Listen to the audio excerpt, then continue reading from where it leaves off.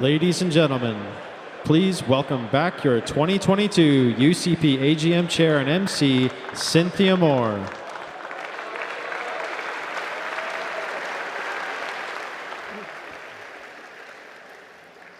Thank you and welcome back. I hope you enjoyed lunch, and thank you to everyone at River Cree for making our stay here so enjoyable.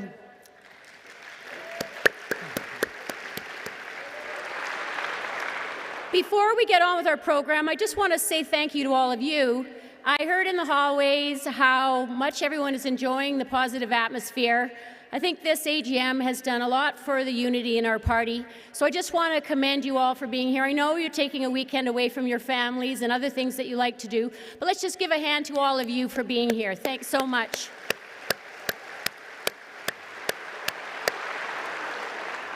Now I'd like to we're getting on with the program. We're here to hear our new leader. But before we do that, I'd like to say something about the two men who will introduce our leader. Both hail from Northern Alberta. Both embody the entrepreneurial spirit that is embedded in the Alberta way of life. Both care deeply about party unity. And both are committed to making Alberta the best place to live on earth. Ladies and gentlemen, please welcome Travis Taves and Brian Jean.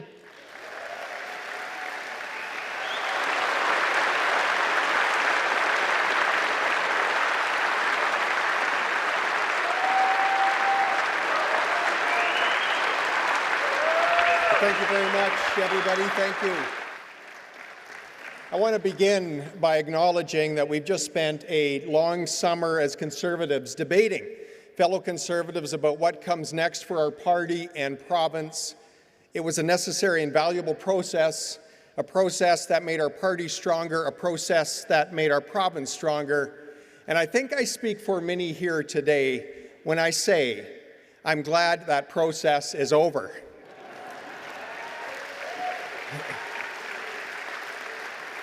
I didn't get into politics to spend my summers arguing with Brian. I got involved in politics to champion the conservative values that I deeply believe in and to turn those conservative ideas and values into real action. Absolutely. But folks, Travis, the whole leadership, the race was a great experience. It was great to make some new friends, and the days and nights in community halls and church basements, working with so many old friends and meeting so many new ones, making some great friendships, and many of those friends are here today. All of the leadership candidates brought out the best in one another. Now, it's true we didn't always agree on everything, as you may have noticed, but every single person on that stage with us, you, Travis, me, Rebecca, Todd, Rajan, Leela, and of course, our Premier.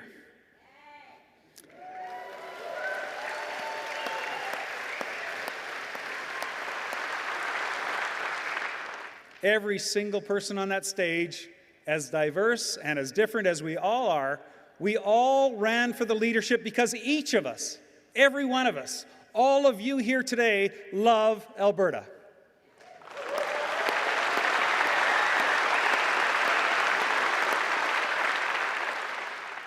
And we all wanted to fight for Alberta, for Albertans. We all agreed on one thing, that Alberta cannot afford Rachel Notley and her gang of socialists and ideologues who want to take us back to the past.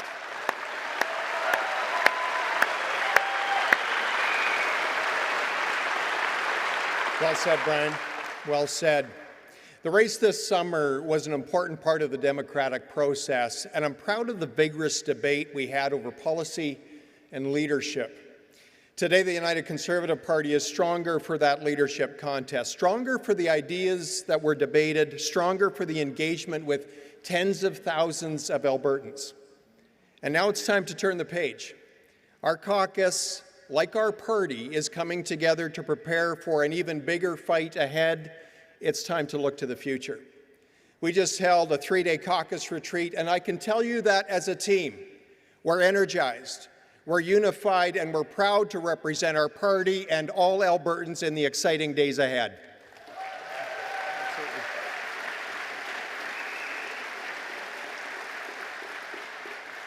As I said, we're all here for a reason, because we care about Alberta, because we love Alberta, because we wanted to build a better, stronger Alberta.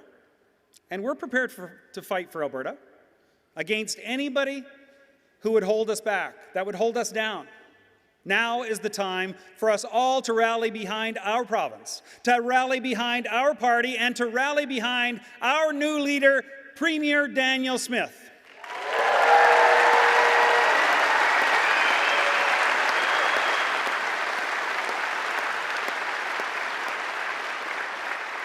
My friends, I am so proud to stand here today next to my friend Travis and to stand behind our Premier, because the real fight starts right now. I encourage every single Albertan Conservative and every Albertan who cares about freedom and responsibility and fair treatment for all to stand with us, because we know who the real opponent is. We know how they operate. We know how they lie. We know they do not play fair. Only by working together can we fight back. Only by staying united, remaining strong, will we win.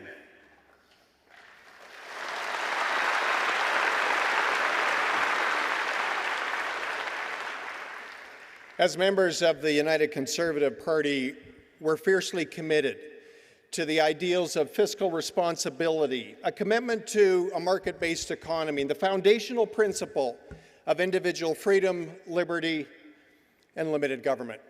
We're proud to always, without apology, put the interests of Alberta and Albertans first. I know it, Brian. You know it. Everyone here knows it. The NDP won't do it. They can't do it. Alberta is counting on us. But we have a lot of work ahead of us. We have the ideas, we have the resolve, and we have a team and a leader to get the job done. Please join us in welcoming to the stage our Premier, Danielle Smith.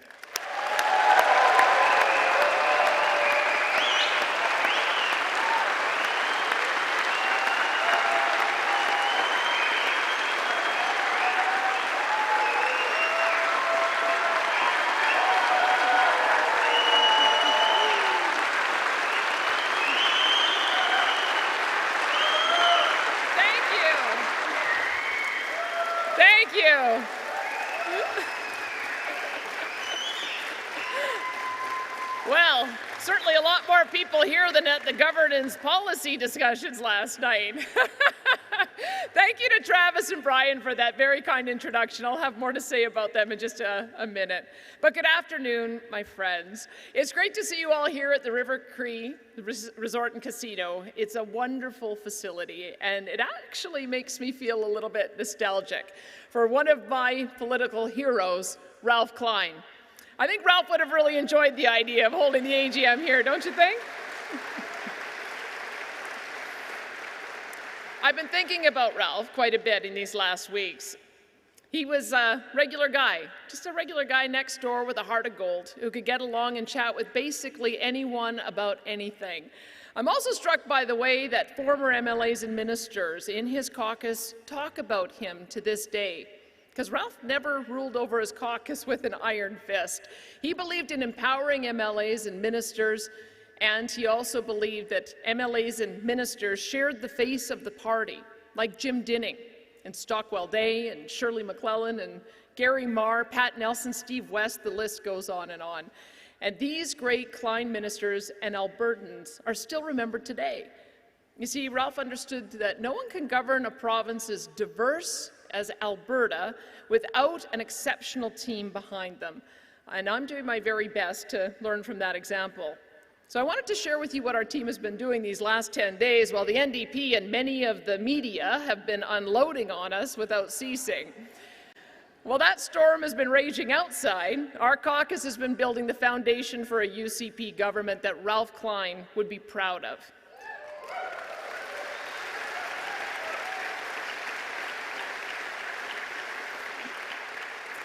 So if the person sitting beside you is looking a little weary or blurry-eyed today, he or she might be one of your MLAs or one of my staff, because we have been working with just a few hours of sleep and a ton of coffee, and in the case of Marshall, just a few darts, over the last 10 days.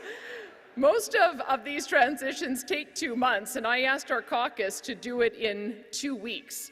I started by spending significant one-on-one time with every member of our caucus individually, and in fact, in the space of 6 days, I was able to meet with 59 of our UCP MLAs for about 30 to 45 minutes each time.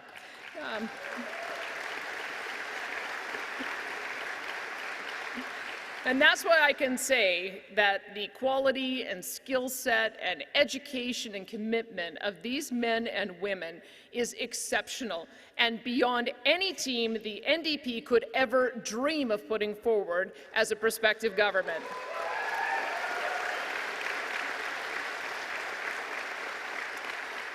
And I know at the end of the day, Albertans will recognize that when they go to the polls in 2023.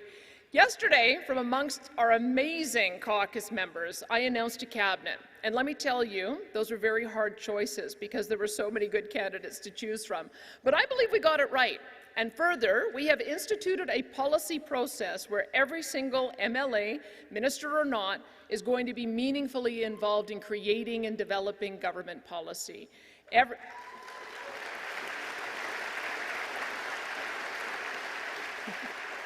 Every MLA must be empowered to effectively represent the constituents they serve, regardless of their title. That's how Ralph ran things, and that's how I'm going to run things.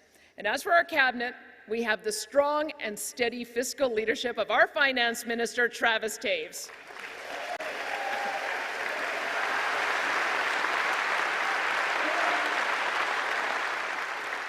As you can see, Travis has been a pillar of unity since the end of the leadership race, and I feel so blessed to have him on our team. Thank you so much, Travis.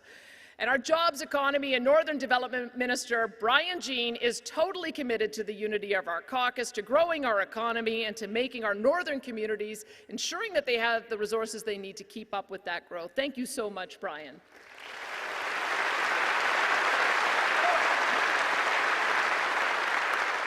And of course, there's Todd Lowen, Alberta's new Minister of Forestry, Parks and Tourism.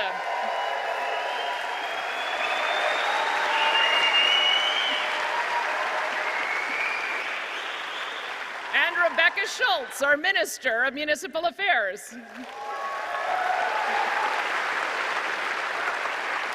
And Rajan Sawhney, our Minister of Trade, Immigration and Multiculturalism.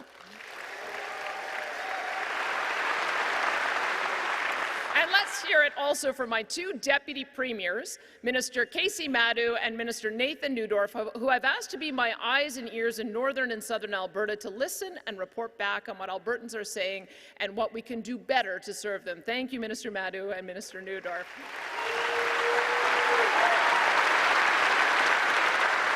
Now, I could go on bragging about all of our cabinet members and our caucus members, but I'm not going to do that right now. But I do want to make special mention of Jackie Armstrong-Hominick. She is one of our fantastic parliamentary secretaries, and she's tasked with a very specific mandate. I've asked her to take charge of the Ukrainian refugee resettlement file. And I want to ask you to please help assist our new Ukrainian Albertans fleeing the terrible invasion of Ukraine by Russia. We must help each of these new Albertans and their families find a place to stay and community and friends to call their own. Jackie will help us by making several announcements on what our government is doing to help with this initiative in the coming days and weeks. Thank you so much, Jackie, for stepping up with that. Of course, let's give our new cabinet ministers, parliamentary secretaries, and our entire UCP caucus a warm round of applause, for they are going to serve Albertans and they are going to serve them well. What a team.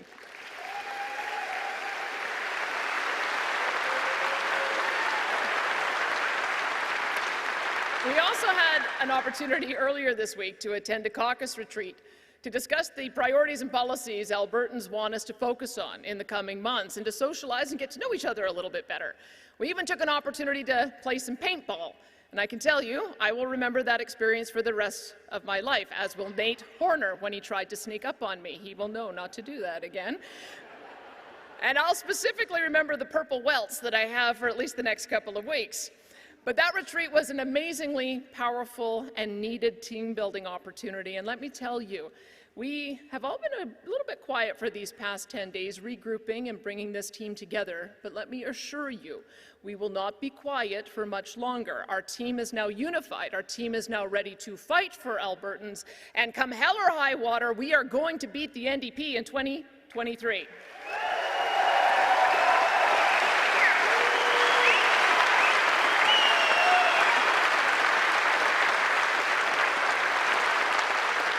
Now, as I said, we spent most of the days at the retreat talking about Albertans' priorities, and there are four major themes that emerged out of that discussion. One, affordability and the inflation crisis created by the NDP Liberal coalition in Ottawa. Number two, jobs and economy during this time of global economic uncertainty. Number three, improving health care on an expedited basis. And number four, standing up to the NDP Liberal coalition government in Ottawa and defending Alberta's interests. So I'm going to speak to each of these priorities and give you a good idea of where we're headed on each of them. So first off, the NDP Liberal inflation and affordability crisis. Let there be no doubt, this crisis lands primarily at the feet of the Trudeau-Singh coalition government in Ottawa. Justin Trudeau has taken on more federal debt during his time in office than all previous prime ministers combined. And of course, there are the continuous stream of anti-energy policies and carbon taxes that Rachel Notley, Jagmeet Singh, and Justin Trudeau are so fond of. The results of the above fiscal insanity and economic sanctions are predictable. Whether it's fuel, electricity, groceries, or fertilizer for our farmers, the cost of everything we need to live and to raise our families is soared. As a government, we can't solve this inflation crisis on our own, but we can certainly keep our books balanced, and we can ensure that Albertans and their families are better able to manage through this storm. So over the coming weeks and months, you'll see our government take decisive action in this regard to ensure that families are not obliged to choose between power for their homes in winter or the nutritional food for their families. We will lower the cost of electricity.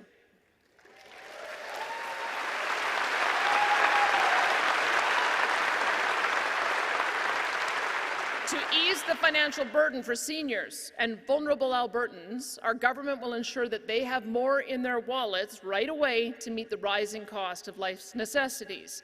To restore affordability to daily life during a time when budgets are being stretched beyond limits, our government will look to removing the provincial fuel tax and ensure that gas stations lower their prices appropriately when we do.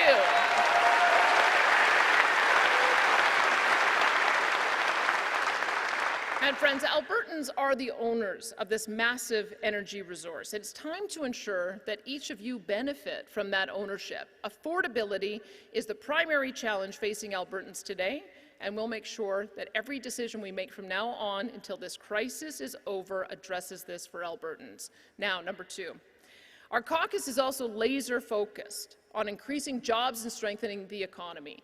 This has been perhaps the greatest strength of our UCP government over these last 3 years, after the train wreck of an economy handed to them by Rachel Notley. But we have more to do. We will immediately index and lower your taxes so that families will not have to choose between their rent and food. We'll also look at lowering taxes for our ag producers, innovators, and entrepreneurs because it attracts businesses from around the world. And whether it's agriculture or forestry or technology or tourism or energy, whether the businesses we are attracting are small or medium or large, we need to diversify our economy and promote more jobs and prosperity for all Albertans. And we will fight the NDP Liberal coalition's 300% increase to the consumer carbon tax. 300%, my friends, during an inflation crisis. Have these folks lost their minds? Yes.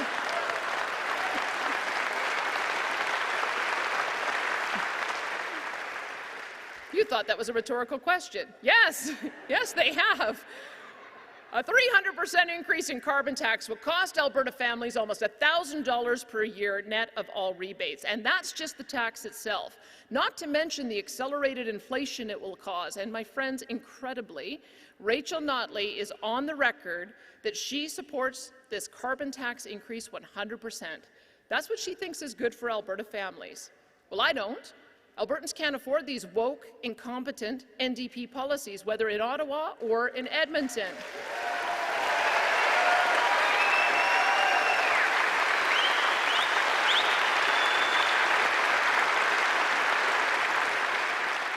Rachel Notley can stand up for Jagmeet Singh all she wants. I'm going to stand up for Albertans. Thank you very much.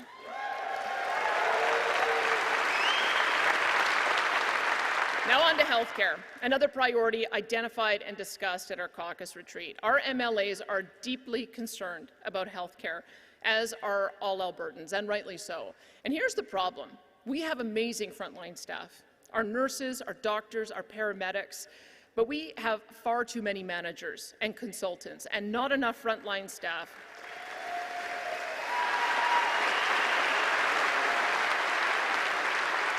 That simply must change, and we can't wait any longer. We also have a crisis in emergency medical services. People wait too long for emergency room treatment. The system, my friends, is broken. Most of those managing AHS today are holdovers from the NDP years. They have had their chance to fix this bloated system, and they have largely failed on almost all accounts. Failure is no longer an option. So working with Minister Jason Copping and without disrupting frontline services, we will make the substantive changes that need to be made without delay.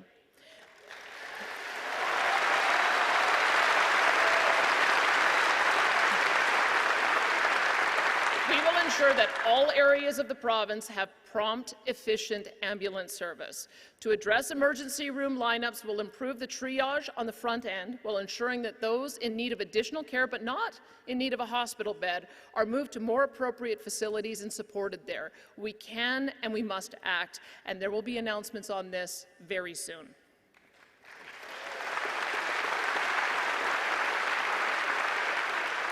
Finally, the Ottawa Problem.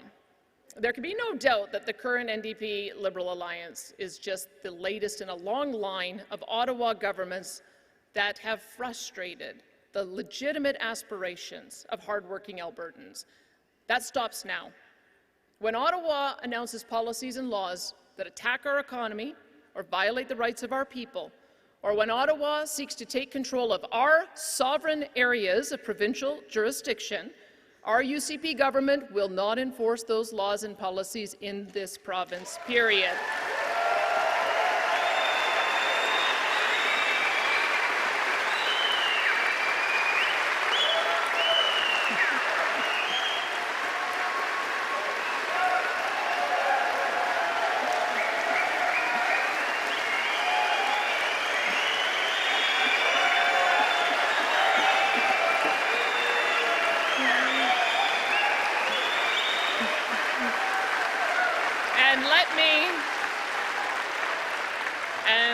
Let me be very clear. I will never, ever apologize for standing up for the people of Alberta and the province that I serve. So, we will pass the Sovereignty Act. Work has already begun on crafting it. We worked on it earlier this week at the caucus retreat. We still have further work to do, but I've asked for it to be ready by the time I take my seat in the legislature. We will then introduce it, and we will pass it, and we will use it to push Ottawa back into its own lane every single time that they step out of line and intrude on our constitutional rights. Alberta will no longer ask permission from Ottawa to be prosperous and free.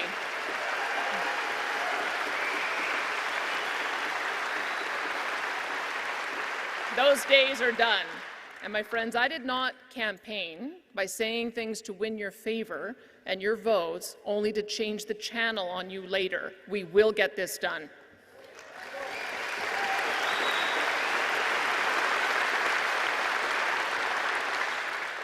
But I also want to make it clear that our caucus is completely committed to building a strong and united Canada. But we shall not do that from a posture of weakness.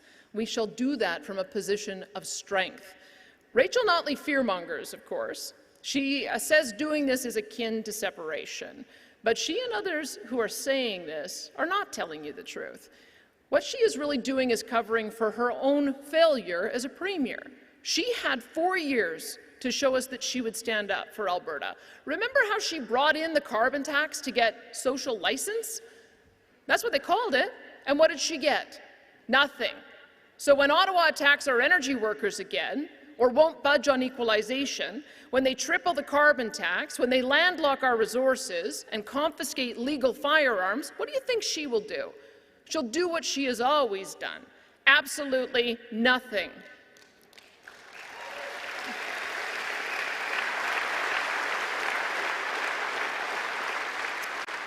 She and her federal leader, Jagmeet Singh, would happily stand by and watch as their good friend, Justin Trudeau, launches economic attack after attack after attack on this province.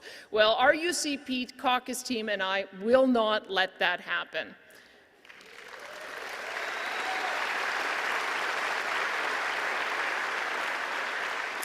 My friends, never before has an NDP or Liberal Party won an election in modern Alberta history when Conservatives are united.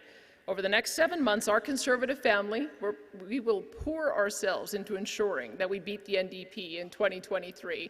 And we are going to need every single one of you to help us. We must knock on doors, talk to our friends, volunteer, donate, and give our time and talent for this cause, because this is Alberta.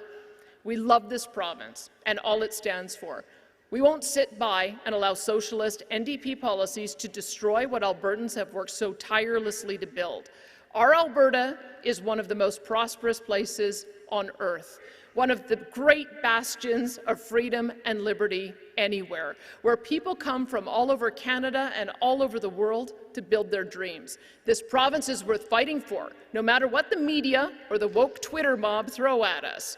If we stay united, if we stay true to the strength and values of Manning and Lougheed and Klein, we will inevitably prevail. So join with me. Let's get to work. Let's show Albertans what we've got. Let's beat the NDP resoundingly in 2023, and let's make sure Alberta always remains strong and free.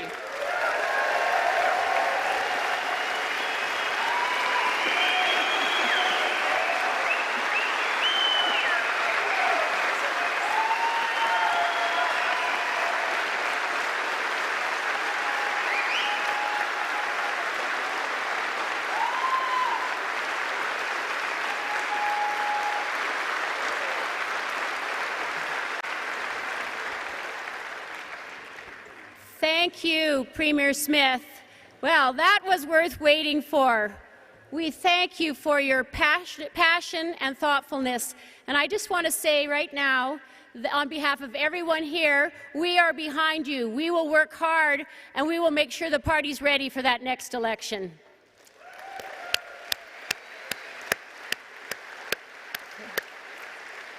So in a few minutes, we will be beginning our policy debate with your debate chairs, Joe Friesenhan and David Price. We just need a couple of minutes to reset the stage, so stretch your legs, charge your glasses, and visit with your friends for a few minutes, and we'll be back.